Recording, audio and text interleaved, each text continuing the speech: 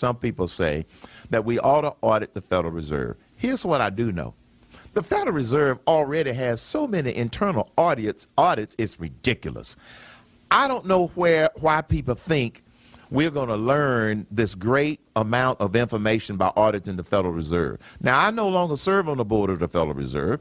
I'm not being defensive of the Federal Reserve. In fact, some of the policies and some of the actions of the Federal Reserve today, I don't agree with, because the attitude and the non-politicization of the Federal Reserve in the 90s when I served on it is totally different than what's going on today. But that's another matter.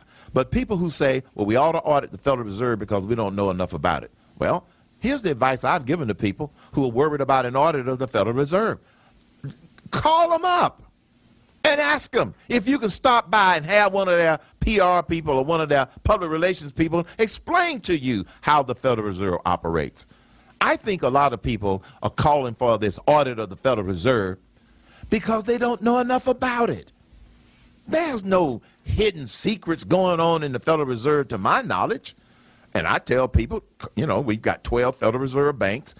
You find out which district you're in, call them up and go from there. We don't need to waste money with another commission or an audit that's not necessary.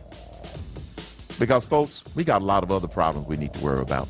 You're listening to the Neil Boortz Show, and this is Herman Cain. This is your official channel for government outrages, as delivered by